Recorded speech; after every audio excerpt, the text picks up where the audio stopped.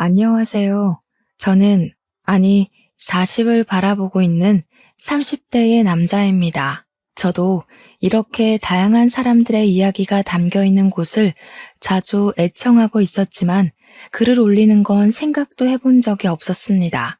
하지만 저에게 일어났던 지난 과거의 이야기가 시청자님들의 속을 시원하게 풀어드릴 수 있을 것 같다는 느낌을 받아 사연을 올리게 되었습니다. 옛날에 부모님께서 저에게 그런 말씀을 해주신 적이 있습니다. 죽을 때까지 믿을 수 있는 친구 한 명 곁에 두고 있는 게 진정한 복이라고요.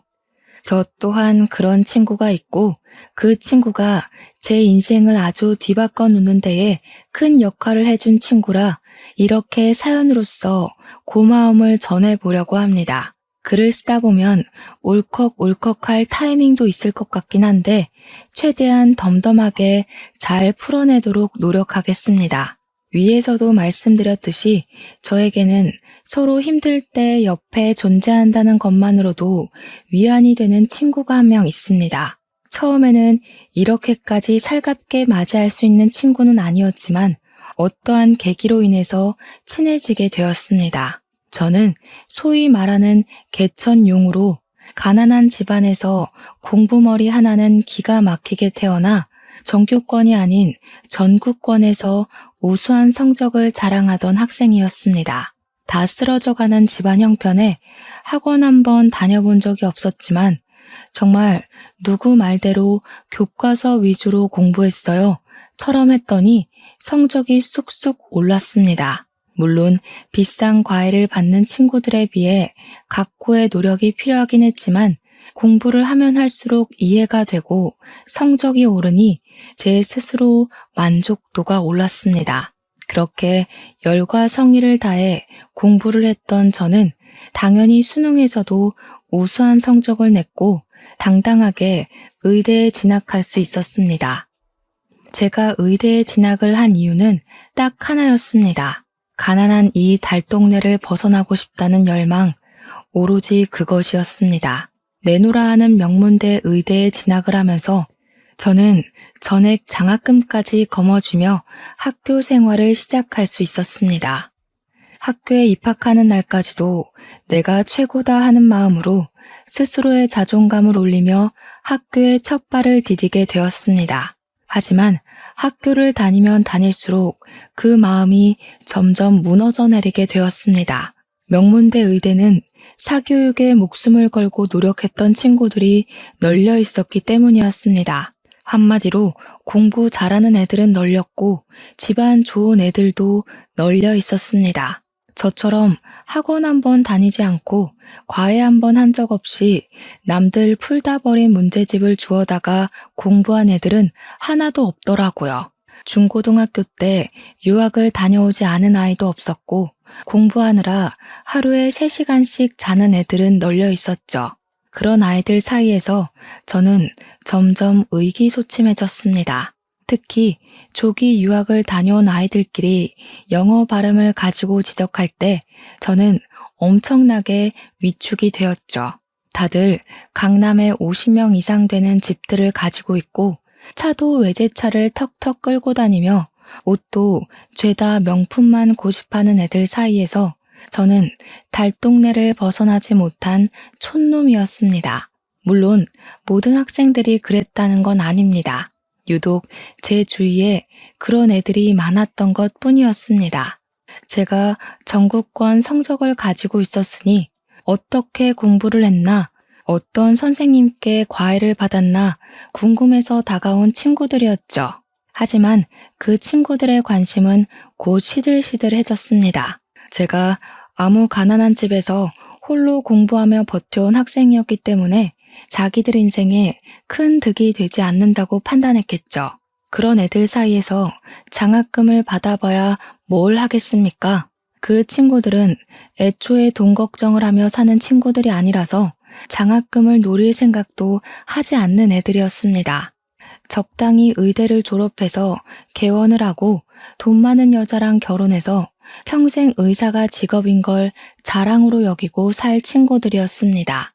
저는 학비에 구멍이 생기면 안 되었기에 성적을 유지하고자 매일같이 도서관에서 불이 꺼질 때까지 공부를 했습니다.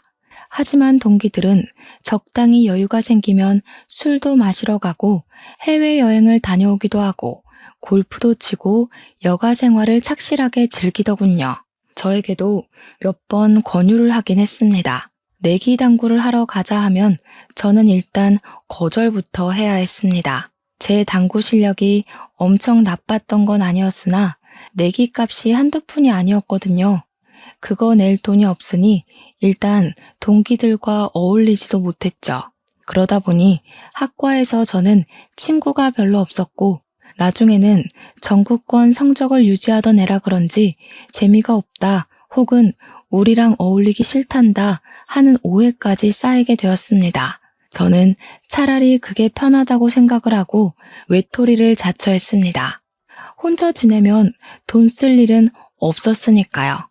돈이 없어서 삼각김밥 하나 먹으면서 집중해서 공부를 할 때 그들의 눈에는 밥 먹을 시간이 아까워 대충 삼각김밥으로 허기만 달래고 공부하는 애로 찍혔습니다. 그래도 이 악물고 독하게 공부한 덕에 저는 장학금을 한 번도 놓치지 않았습니다. 또한 우수한 성적을 가지고 있었기에 의대를 졸업하고 전문의 과정을 정할 때에도 원하는 과에 진학할 수 있게 되었죠. 사실 저는 아픈 사람을 살리는 심장외과 의사가 되고 싶다는 꿈이 있었지만 그 자리는 돈이 되지 않는 자리였거든요. 결국 저는 돈이 되는 성형외과나 피부과로 마음을 굳혔고 고민을 하다가 결국 성형외과를 선택하게 되었습니다. 그때 동기들에게 욕도 먹고 시기 질투도 엄청나게 받았습니다. 하루 종일 공부만 하더니 결국 성형외과를 가는 거냐고 역시 돈이 최고지 하는 소리를 들어야만 했죠. 저에게 손가락질을 하는 무리들 속에서 유일하게 제 편을 들어주던 친구가 하나 있었습니다. 네, 그 친구가 저의 평생 친구나 다름없는 그놈입니다. 동기들 사이에서는 성격이 좋아서 인싸로 유명한 친구였는데 우연치 않게 저랑 군대도 비슷한 시기에 다녀오고 복학도 같이 한 친구였거든요. 수업도 몇 번 같이 듣곤 했던 그 친구는 진로를 결정하다가 결국 산부인과를 선택했었어요. 우연치 않게 주변에 있다가 동기들 사이에서 제 이야기가 나오는 것을 듣고 멈칫해 있는데 그 친구가 딱 제 편을 들어주더라고요. 유독 저에 대한 유언비어를 퍼뜨리는 친구에게 야, 경석이가 성형외과에 가든 말든 너희들이 뭘 보태줬다고 고나리 짓을 하냐? 하면서요. 제가 성형외과에 가게 된 것이 부러우면 너네도 놀지 말고 공부하지 그랬냐고 막 쏘아대더라고요. 허구한 날 당구 치고 볼링 치고 술 먹고 하더니 성형외과 못 가게 돼서 질투하는 거 아니냐고 사실만 이야기를 하더라고요.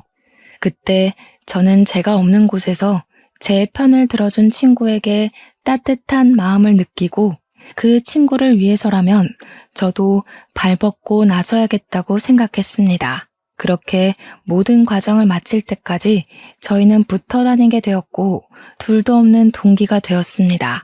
저는 졸업 후에 강남에 있는 성형외과에 취직을 하게 되었고 동기는 대학병원에서 산부인과 일을 보게 되었습니다. 제가 성형외과에 취업을 하고 얼마 지나지 않아 만나게 된 여자가 하나 있었는데 매번 저에게 공짜로 보톡스를 놔달라, 필러를 놔달라 하더라고요. 크게 문제될 건 없었으니까 여자친구의 사리사욕을 위해 제가 여러 번 얼굴에 시술을 해주기도 했었죠. 그렇게 1년을 만나다가 여자친구에게 결혼을 하자고 이야기를 했더니 저한테 그거 진심이냐고 하면서 막 깔깔 웃더라고요. 저에게 자기네 집안이 얼마나 빵빵한 줄 알고는 있는 거냐고 혹시 결혼해서 팔자 펴보고 싶어서 그런 거냐고 하더라고요. 저는 단지 여자친구에게 진심으로 평생 잘해주고 싶어서 저 정도 벌면 먹고 사는 데는 문제가 없을 것 같아 미래를 함께 하자고 했을 뿐인데요. 여자친구는 자기네 집안이 탐나서 제가 욕심을 부린 줄 알더라고요. 그러더니 오빠는 개천용이라서 부담이 된다. 본가도 다 쓰러져가는 달동네라고 하지 않았냐 하면서 거절을 하더라고요. 오빠 형편에 걸맞은 사람을 만나라고, 아니면 본가부터 이사를 가라고 하더라고요. 저한테 진심으로 만났던 기간이 있어서 충고를 해주는 거니까 너무 고깝게 듣지는 말라고 하는데 너무 부끄럽고 수치스러웠습니다. 결혼하고 나면 자기가 시댁에 평생 봉사를 해야 할 것 같다고, 자기도 부잣집 시댁 만나서 1년에 한두 번만 얼굴 보고 살고 싶다고 하더라고요. 저랑 비슷한 처지에 있는 여자를 만나야 서로에게 좋을 것 같다면서 헤어지자고 하는데 붙잡을 수가 없었습니다. 저는 그때 받았던 상처로 인해 쭉 여자친구를 사귀는 것을 거부하고 있었습니다. 그러던 어느 날이었습니다. 평소와 다름없이 수술과 진료를 마친 뒤 퇴근을 하려고 나섰는데 산부인과에 간 제 동기 명철이한테서 전화가 온 겁니다. 오랜만에 일찍 끝마치기라도 했나 같이 술이나 한잔할까 싶어서 전화를 받았는데 아주 급한 목소리로 저에게 도움을 요청하더라고요. 여동생이 갑자기 사고를 당해서 얼굴을 크게 다치게 되었는데 재건 수술이 필요할 것 같다는 말이었죠. 대학병원 성형외과는 지금 바로 응급수술을 받을 수 있는 인력이 없다고 저에게 간곡히 부탁하는 게 아니겠습니까? 저는 이미 퇴근을 하러 건물 밖으로 나왔지만 명철이에게 얼른 병원으로 오라고 주소를 알려주었습니다. 마음 같아서는 응급실에 가서 진료를 보라고 하고 싶기도 했죠. 오전, 오후 전부 수술이 있어서 피곤했거든요. 하지만 유일하게 제 편을 들어주었던 친구였고 저도 발벗고 나서주기로 결심했던 친구였기에 병원에 다시 들어갔습니다. 당직 간호사들에게 이야기를 하고 퇴근한 마취과 선생님까지 다시 부탁드려 모시고는 수술을 준비했습니다. 8시쯤 명철이가 동생을 데리고 병원을 왔는데 정말 얼굴이 말이 아니더군요. 코는 옆으로 휘어져 골절이 있었고 눈꺼풀이 찢어져 있었고 얼굴뼈가 안쪽으로 살짝 함몰된 것 같았습니다. 정말 누가 쇠파이프로 얼굴만 때렸나 하는 생각이 들 정도로 심각한 상태였습니다.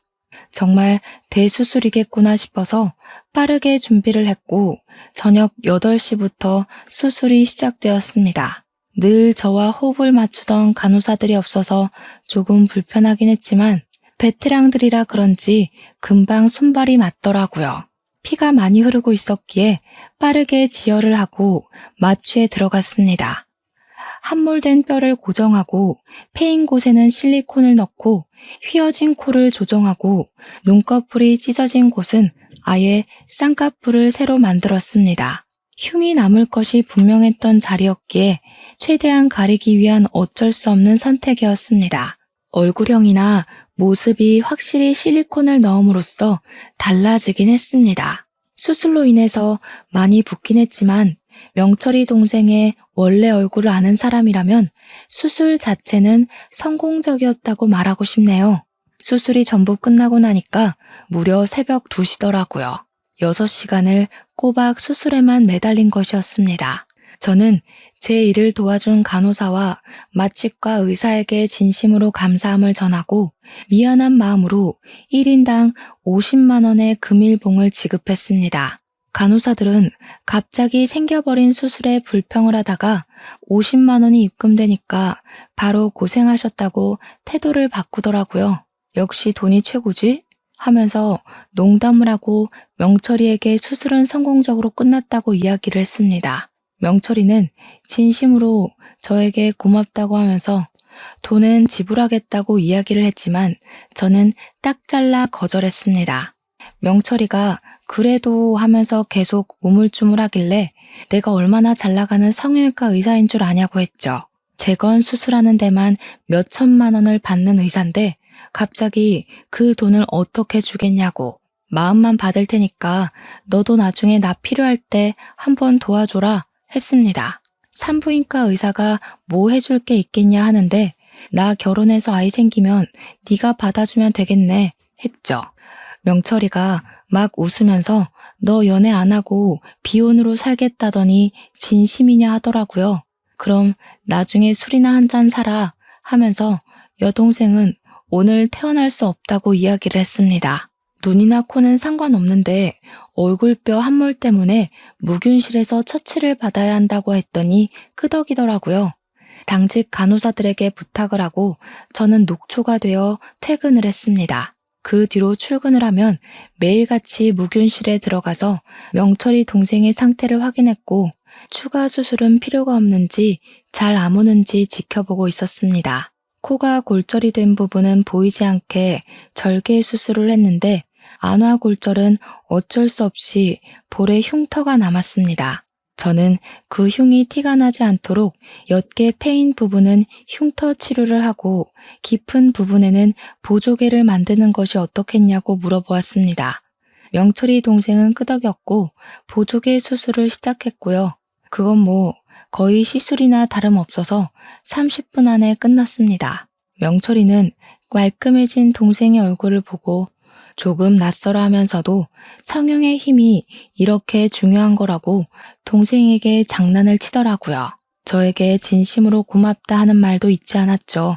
명철이 동생은 수술한 지 열흘 만에서야 퇴원을 할 수 있었고 얼굴에 멍이 많이 남아있어서 멍에 바르는 크림을 꼭 쓰라고 설명도 아끼지 않으셨습니다.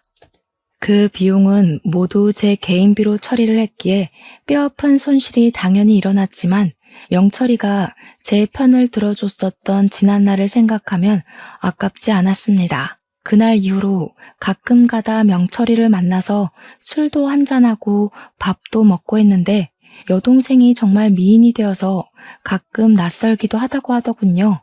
제가 어떻게 사고가 났길래 다른 데는 멀쩡하고 얼굴만 그렇게 된 거냐고 아무리 생각해도 이상하다고 했죠.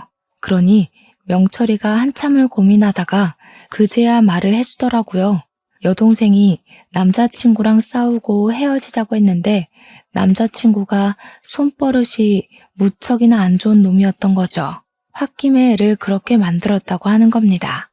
응급실을 가야 하나 순간 고민을 했지만 하필 다친 곳이 얼굴이라 제 생각이 났다고 하더라고요. 그 정신 나간 놈은 어떻게 했냐? 경찰에 신고는 했냐 하니까 아는 변호사의 도움으로 지금 재판 중에 있다고 했습니다. 치료비 배상이 나오면 저에게 주겠다고 해서 아니라고 동생이 심리치료를 받을 수 있게 사용하라고 했죠. 명철이가 안 그래도 그것 때문에 고민이라고 하더라고요. 여동생이 상처를 크게 입어서 그런지 대인기피증까지 오게 됐다고요. 지나가는 사람들이 갑자기 해코지를 할 것 같다는 느낌을 받아서 길거리도 못 돌아다닌다고 결국 미국으로 가서 잠시 지내다 오기로 했대요. 그러면 저 명은이가 너한테 꼭 고맙다고 전해달라고 했다고 하더라고요. 저는 당연히 의사로서 해야 할 일을 한 거라고 말은 했지만 이상한 놈한테 걸려서 그런 상처를 입은 명철이 동생이 좀 안타까웠습니다. 명철에게 위로의 말을 전하고 저희는 또 그렇게 바쁜 각자의 일상으로 돌아갔습니다. 그 뒤로 저에게 일복이 터진 것인지 진짜 너무너무 바빴습니다. 성형외과에 찾아오는 손님들도 무척이나 늘었고요. 또 제가 젊은 의사임에도 불구하고 실력이 좋다고 소문이 나서 방송가에서도 저를 찾아오고 했습니다. 연예인 지망생들부터 방송국에서도 출연해달라는 문의가 빗발치기 시작했습니다. 바쁘게 살던 와중에 제가 방송을 하나 나가게 되었는데 그 프로그램에서 코너 속의 코너를 진행하는 캐스터와 안면이 생기게 되었습니다. 저한테 먼저 살갑게 선생님이 성형을 그렇게 잘하신다고 하던데 제 친구들도 선생님께 코 수술했더라고요. 제 코도 한번 봐주세요 하면서 다가왔습니다. 코 수술 이미 하신 거 아니냐고 물어보니 했죠. 근데 방송물 먹는 애들은 2번, 3번 하잖아요 하더라고요. 자기는 한 번밖에 안 했다면서 지방 촬영 때문에 바쁘긴 하지만 시간 내서 찾아오겠다고 하더라고요. 성격이 참 털털해 보였습니다. 그래서 연락 주고 오시라고 명함을 하나 드렸어요. 그 뒤로 연락이 왔는데 성형 얘기는 물어보지도 않고 제 개인사를 막 물어보더라고요. 원래 성형외과 의사들이 엄청난 재력가 집안 자제들이라는데 그거 루머죠? 하면서 말이죠. 그래서 제가 네, 루머예요. 저도 개천용인데요. 했더니 어머, 나 개천용 정말 좋아. 그거야말로 진짜죠. 자기 관리 잘하고 자기 일 열심히 한 사람의 증거 아니겠어요? 너무 멋있다.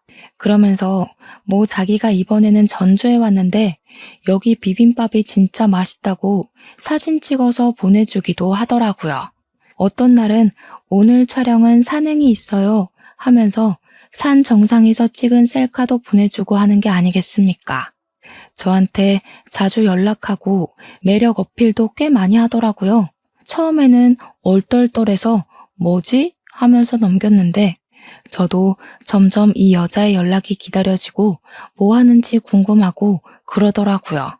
하루 종일 연락이 없는 날이면 핸드폰에서 시선을 떼질 못하는 저를 발견하고는 헛웃음을 짓기도 했습니다. 한 3일째 연락이 없던 어느 날 제가 궁금해서 먼저 연락을 하게 되었습니다. 성형외과에 한번 오신다더니 안 오세요? 하고 그랬더니 바로 답장이 오는 게 아니겠습니까? 뭐예요? 보고 싶다, 궁금하다, 어디서 뭐하냐, 이런 연락일 줄 알았더니 고객 유치? 이러면서 너스레를 떨더라고요. 그래서 솔직하게 말을 하게 되었습니다. 아닙니다. 궁금했습니다. 보고 싶습니다. 이렇게 남자답게 말이죠. 그랬더니 그분도 보통 성격은 아니신지 저에게 바로 오늘 데이트하자고 요청을 하시더라고요. 뭐 저희 둘이 길 가다가 알아볼 만큼의 유명인사는 아니긴 했지만 간혹 가다가 알아보는 사람들이 있긴 하더라고요. 그래서 마스크도 쓰고 모자도 눌러 쓰고 그러면서 데이트를 즐기기 시작했습니다. 저야 그냥 성형외과 의사라지만 그분은 방송인이니까 괜히 스캔들이라도 터지고 하면 그렇지 않겠습니까? 그렇게 몇 번을 밖에서 만나다가 마음이 깊어지고 연애를 시작하게 되었는데 막상 연애를 시작하고 나니까 이 사람이 얼마나 바쁜 사람인지를 알게 되었습니다. 하루 종일 연락이 되지 않을 때도 있었고 지방 촬영이 일주일에 한 번 이상은 꼭 잡히더라고요. 보고 싶을 때 볼 수 없다는 사실이 조금 슬프게 느껴지긴 했지만 그만큼 제가 이 사람을 사랑하는구나 하고 깨닫게 된 계기도 되었습니다. 전 여자친구에게 한 번 크게 대인 이후로 여자를 믿지 않게 되었었는데 이 사람은 저에게 확신을 주려고 노력하는 사람이었습니다. 연락이 바빠서 안 될 때에도 나중에 꼭 사정을 설명해주고 지방 촬영을 가게 되면 꼭 사진을 보내줘서 확인을 시켜주었습니다.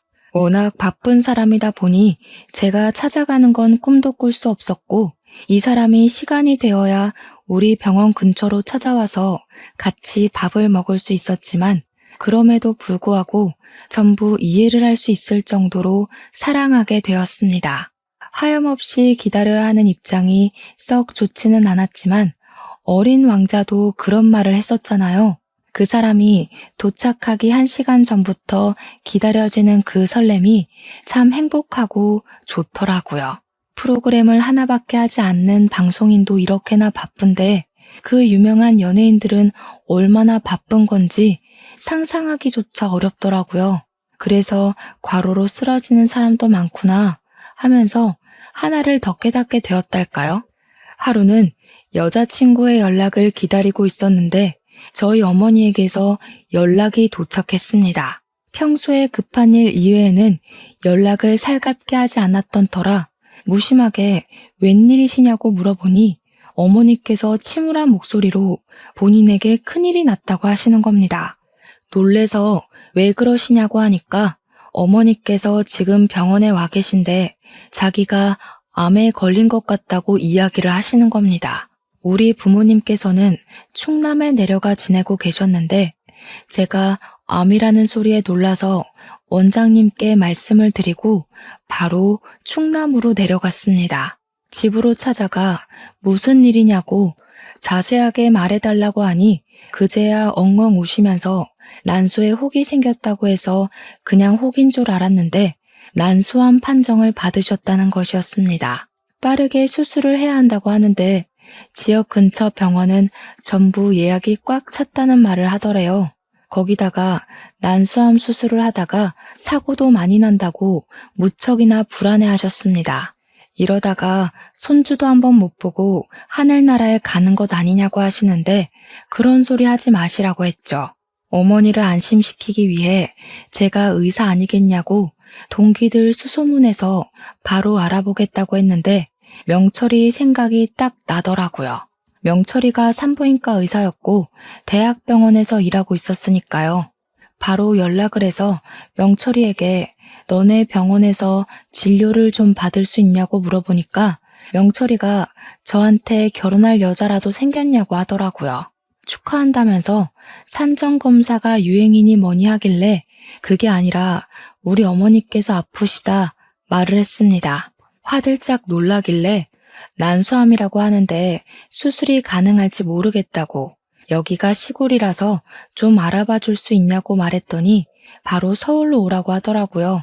서울에 와서 다시 한번 진단을 받아보는 게 좋을 것 같다고 해서 제가 사는 오피스텔로 부모님을 모시고 올라왔습니다. 원래 대학병원에서 진료를 받으려면 짧게는 한 달, 길게는 몇 년도 기다린다고 하더라고요. 근데 명철이가 너무나도 고맙게 본인 담당 교수님 스케줄을 변경해서 바로 예약을 잡아줬습니다. 제가 명철이에게 네가 진료를 봐줘도 되는데 라고 하니 자기는 아직 펠로우라고 수술을 하긴 하지만 그래도 권위자가 하는 게 좋지 않겠냐고 하더군요. 뭐 서울에 올라와서 CT도 찍고 피검사도 하고 여러 가지 검사를 마친 뒤 교수님을 배웠는데 저에게 지방 병원에서 난소암 3기라고 했냐고 의아한 표정으로 물으시더라고요. 그러면서 다시 보니까 1기 정도로밖에 안 보입니다. 아마 판독하다 실수가 난 것 같다고 차근차근 설명을 해주셨습니다. 수술은 바로 하고 꾸준히 항암 치료 받으시면 완치 가능성이 높으니까 겁먹지 마시라고 환자의 의지가 중요하다고 하시더라고요. 제가 감사합니다, 감사합니다 하니 교수님께서 저를 기억하신다고 하시더라고요. 경석이가 명철이네 학번 수석 아니었냐고 심장외과에 관심 있어 하더니 성형으로 갔다고 심장외과 김 교수가 아주 아쉬워했다고 하시면서요. 부모님 앞에서 수석 이야기를 꺼내주시니까 뭔가 뿌듯하더라고요. 기억해 주셔서 감사하다고 했더니 걱정하지 말고 마음만 편하게 먹으라고 스트레스 안 받아야 수술도 잘 되는 거라고 해주셨습니다. 그 뒤로 어머니께서는 바로 입원을 했고 기다림이 무색하게 정말 번갯불에 콩 구워 먹듯 수술까지 받을 수 있게 되셨습니다. 저도 의사이지만 이래서 인맥이 참 중요하다고 하는 거더라고요. 제가 정신이 없는 사이에 여자친구에게서 연락은 있었지만 한 번을 찾아오지 않았습니다. 저랑 그래도 꽤 오래 만난 사이고 우리 나이가 점차 차올라가니까 슬슬 결혼 이야기도 꺼내고 싶었거든요.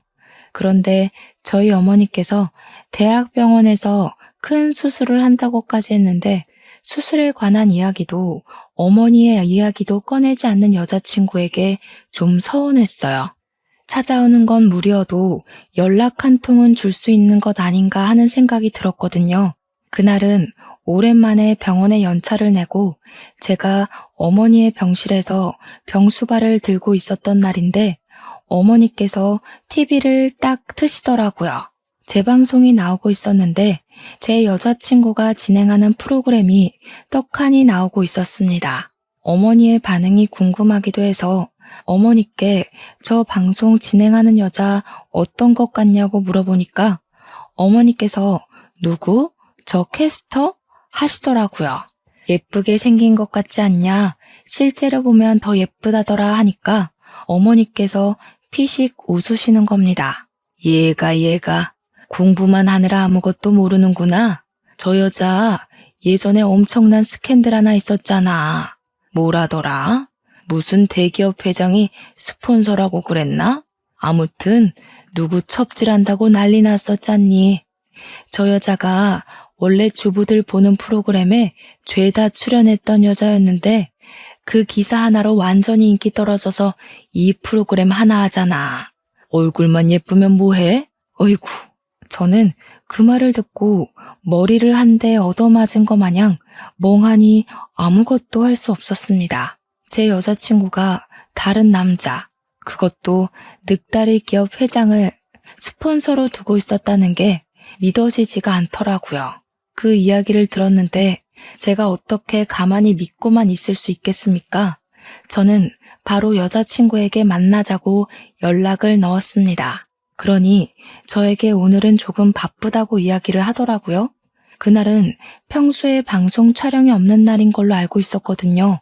그래서 오늘 일정 없는 날 아니냐고, 방송이 나오는 날에는 생방 끝나고 집에 가는 거 아니냐고 하니까 오늘은 일이 아니라 개인적인 약속이 있다고 하더라고요.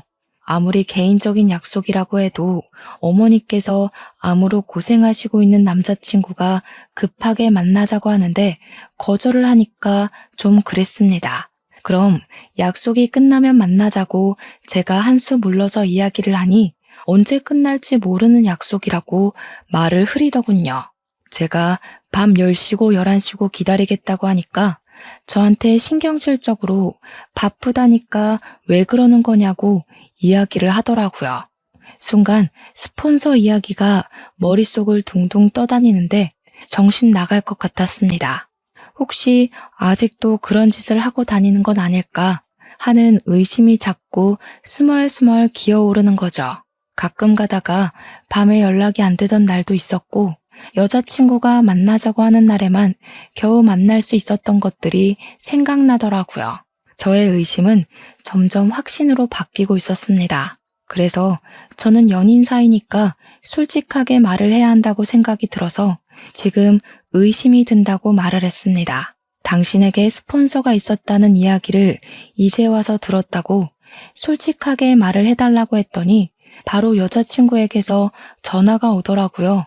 그게 언제적 루머인데 아직까지도 믿고 있냐면서 오히려 저에게 실망이라는 말을 하더라고요. 솔직하게 말해달라고 그거 루머 맞냐고 다그쳤습니다. 그랬더니 지금 자기를 못 믿는 거냐면서 그 루머 때문에 방송도 다 잘리고 자기가 정말 힘들게 살았다고 하더라고요.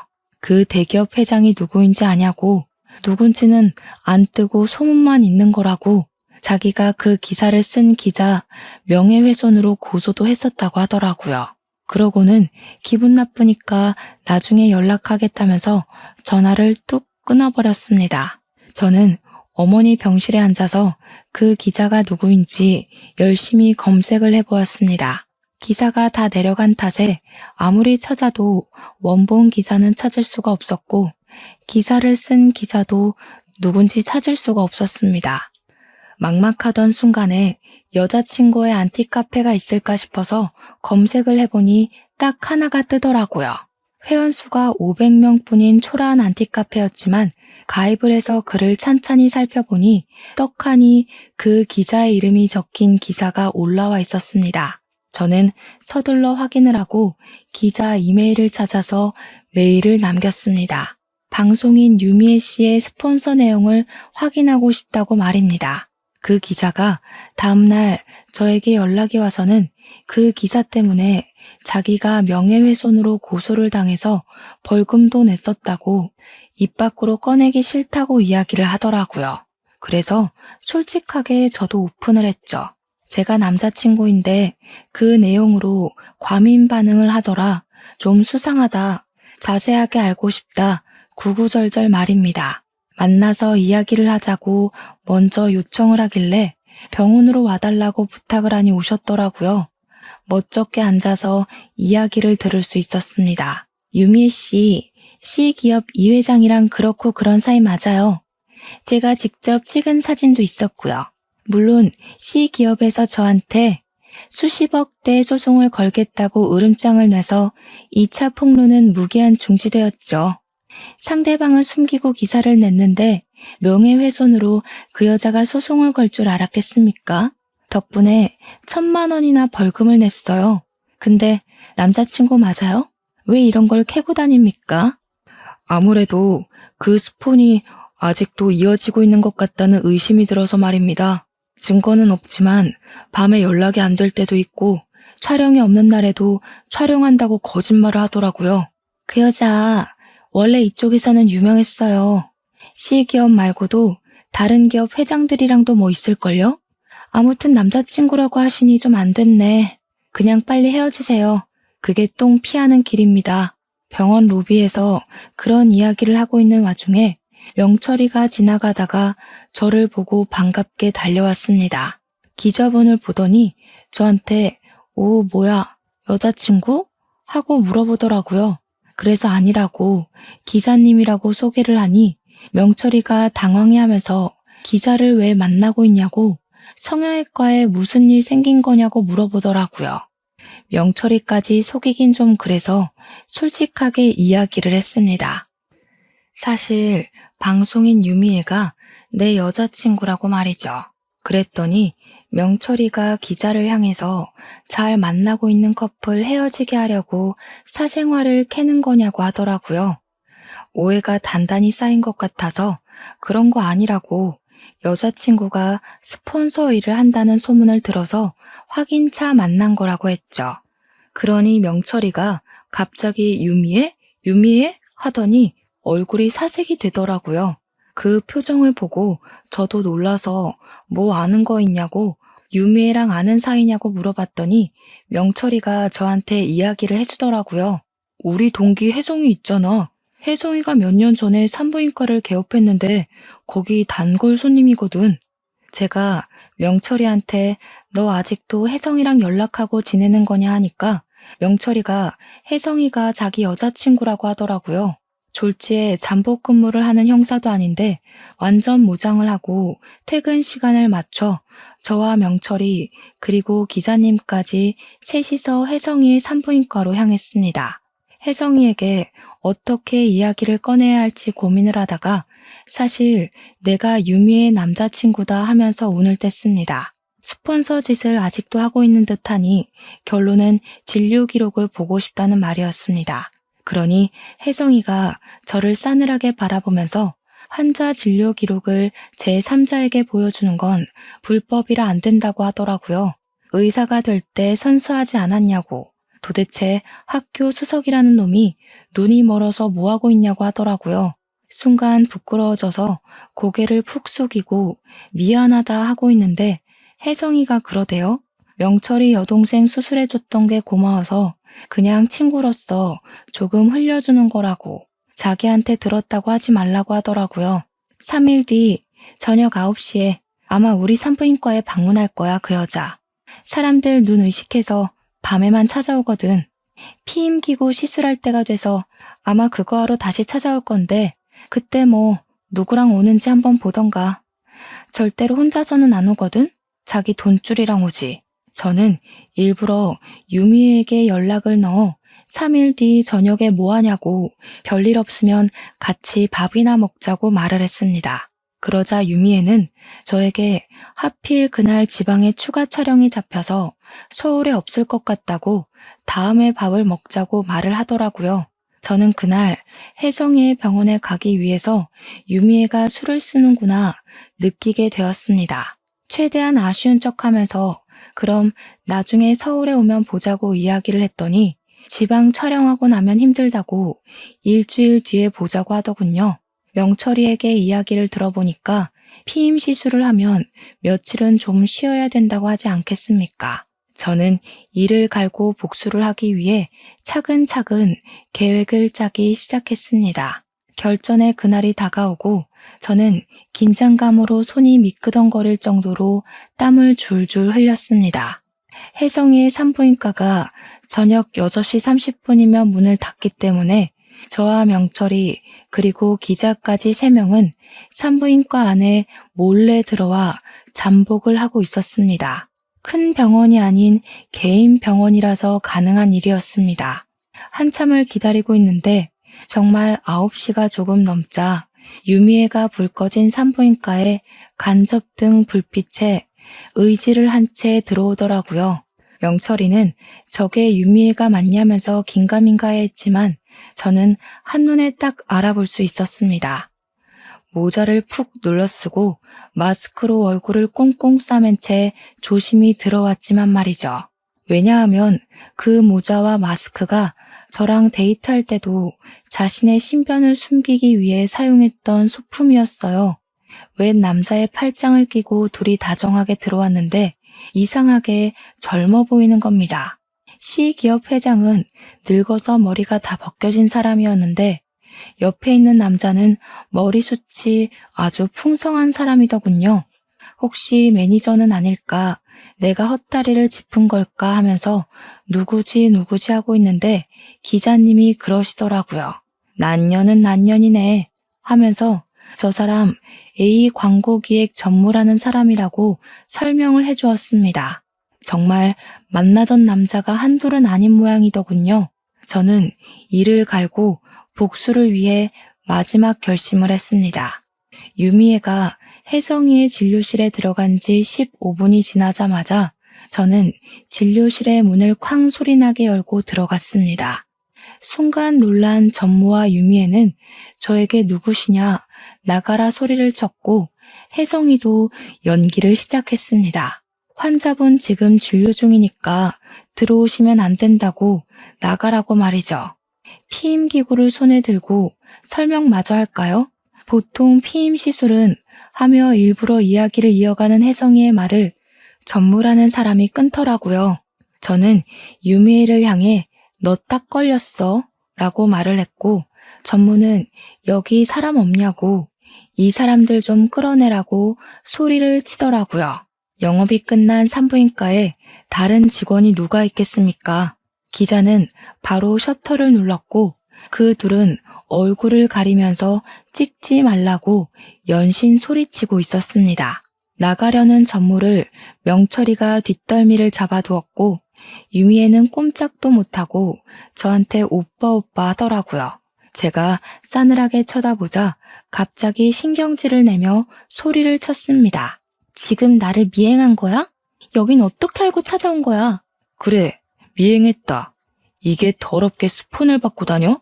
저희 둘이 싸우고 있는데도 전무라는 사람은 본인 신상을 숨기기에 바쁘더라고요. 기자의 카메라를 잡아 차려고 하는데 명철이가 막았습니다. 유미애는 저에게 오해하는 거라고 이야기를 했지만 저는 피임기구를 가리키며 저게 어떻게 오해냐고 했죠. 피임 시술에 대해 이야기하는 걸 다 들었는데 다른 남자랑 떡하니 나타나서 뭐 하는 거냐며 유미애의 뺨을 치려고 했습니다. 그러자 혜성이가 저를 말리더라고요. 환자분, 지금 임신 초기 상태라 안정을 취해야 합니다. 폭력을 쓰시면 경찰 부를 거예요. 저는 그 말에 세상이 무너지는 것 같았습니다. 기자는 바로 이거 완전 대박 기사감이라며 진료실을 나섰고 유미애는 저에게 매달리기 시작했습니다. 아마도 제 아이라고 속이려고 했던 것 같습니다. 피임기구는 시술을 하려던 게 아니라 제거를 하려고 했던 것 같고요. 그 A광고 전무라는 사람도 유부남이었는지 저에게 돈을 주겠다며 비밀로 해달라고 기사도 쓰지 말라고 애원을 했습니다. 제가 그걸 왜 들어줘야 하는지 모르겠더라고요. 이미 기자는 기사를 쓰러 갔는데 말이죠.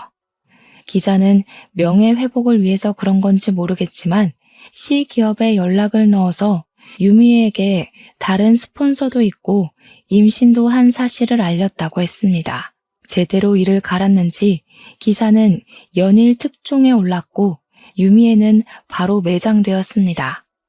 딱 하나 하던 프로그램에서도 자취를 감추게 되었죠. 저는 당연히 헤어졌고요. 유미애는 유부남 킬러라는 별명이 생겼습니다. 그 이후로 여자에게서는 단 한 통의 연락도 오지 않았습니다. 저희 어머니는 수술이 잘 되어서 항암도 3차까지만 하면 된다는 이야기를 들었고요. 이래서 참 인연이 중요하다는 생각을 하게 되었죠.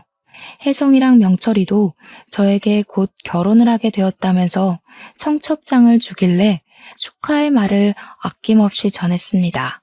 저에게 좋은 인연이 나타날 거라고 하길래 저도 당장 결혼 생각은 없지만 좋은 사람이 나타났으면 좋겠다고 했습니다. 아마 이런 일을 겪고 났으니 다음에는 더 좋은 사람 찾아갈 수 있겠죠? 여러분들도 저를 응원해 주셨으면 좋겠습니다. 제 이야기는 여기서 마치도록 하겠습니다. 감사합니다.